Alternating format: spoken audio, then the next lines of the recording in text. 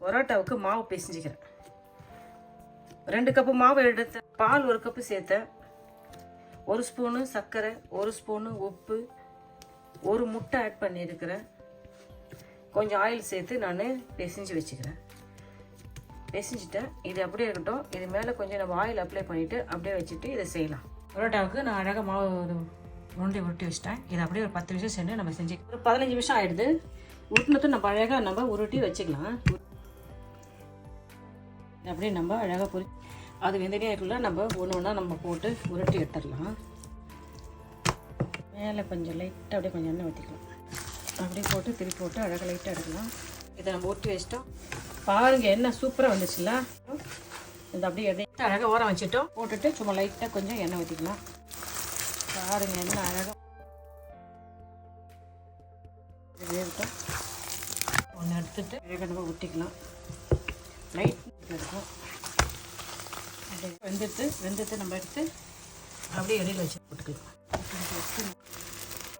எண்ணெய் ஊற்றிட்டு அழகாக வெந்துருச்சு. இது ஒரு 3 செஞ்சுட்டோம். 3 2 3 செஞ்சுட்டு இதை அழகாக இப்படி வச்சுட்டு நம்ம அப்படி ஒரு அடிக்குள்ளே நல்லா வதக்கணும்.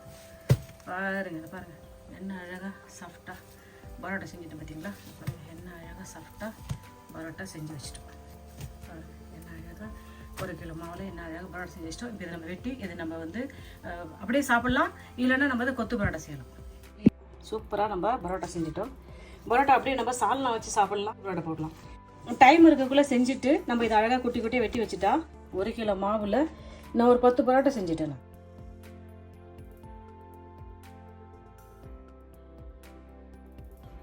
நம்ம இனிமேல் எல்லாத்தையும் செஞ்சு வச்சுக்கலாம். அழகாக கையால் அழகாக பிச்சு வச்சுட்டோம். இப்படி இருக்கட்டும். இப்போ தாளிக்கலாம். எல்லாத்தையும் ரெடி பண்ணிட்டோம். திட்டமாக எண்ணெய் சேர்த்துக்கலாம். கொஞ்சோண்டு சோம்பு சேர்த்துக்கிறோம். நம்ம கொஞ்சோண்டு கருவேப்பிலை சேர்த்துக்கிறோம். பொடியாக நறுக்குன கொஞ்சம் பூண்டு சேர்த்துக்கிறோம். பொடியாக நறுக்குன ஒரு மீடியம் சேர்த்து வெங்காயத்தை சேர்த்துக்கிறோம். ஒரு நறுக்கிய கேரட்டை சேர்த்து நம்ம அழகாக வதக்கிக்கலாம். ஒரு 15 பீன்ஸ் இருக்கும். 10-15 பீன்ஸ் கிட்ட நம்ம நறுக்கியை சேர்த்துக்கிறோம். நறுக்கிய ஒரு உருளைக்கிழங்கு நம்ம சேர்த்துக்கலாம். கேரட்டு, பீன்ஸு, உருளைக்கிழங்கு நம்ம சேர்த்துக்கலாம். சும்மான சூட்டில் வதக்கும்.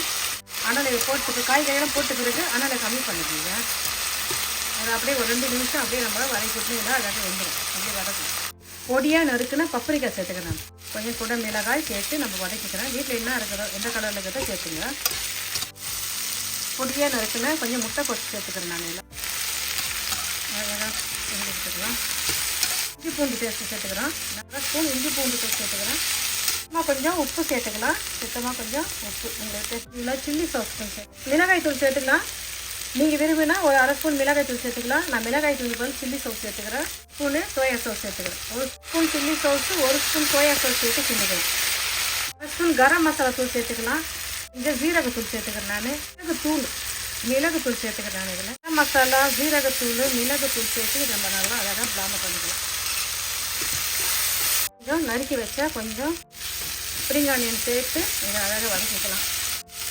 உங்களுக்கு விருப்பப்படி உப்பு சேர்த்துங்க. விருப்பப்படி காரம் சேர்த்துங்க. தண்ணி சேர்க்காதவே இதை வதக்கிக்கிறேன். 5 நிமிஷம் அப்படியே பொரியுமா வதக்கினாலே போதும். பாருங்கள் காயெல்லாம் வெந்துச்சு.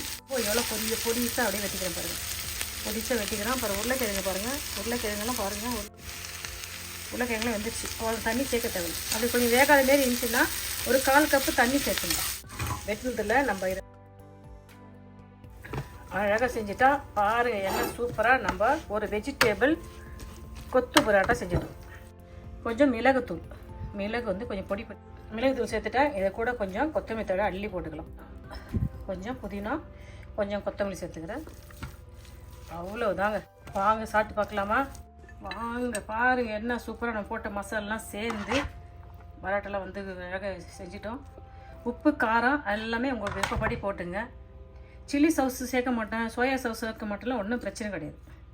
சில்லி சாஸ், சோயா சாஸு பதிலாக நீங்கள் என்ன பண்ணுறீங்கன்னா மிளகாய்த்தூள், கொஞ்சம் மல்லித்தூள், மிளகாய்த்தூள் சேர்த்துட்டா காரம் சரியாக இருக்கும்.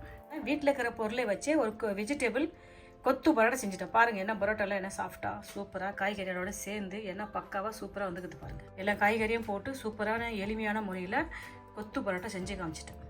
இந்த வீடியோ உங்களுக்கு ரொம்ப யூஸ்ஃபுல்லாக இருக்கும்னு நினைக்கிறேன். நீங்களும் இதே மெத்தடில் செஞ்சு பார்த்துட்டு நான் செஞ்ச இந்த வெஜிடபிள் கொத்து பரோட்டா எப்படின்னு சொல்லுங்கப்பா. உங்களுக்கு இந்த வீடியோ பிடிச்சிருந்தா லைக் பண்ணுங்கள், ஷேர் பண்ணுங்கள், உங்கள் ஃப்ரெண்ட்ஸுக்கும் ஃபேமிலிக்கும் தெரிஞ்சவங்களும் சொல்லி எனக்கு சப்ஸ்கிரைப் பண்ண சொல்லுங்கப்பா. இந்தா நீங்கள் சாப்பிட்டு பார்த்து சொல்லுங்கள், சப்ஸ்கிரைப் பண்ணுங்கப்பா.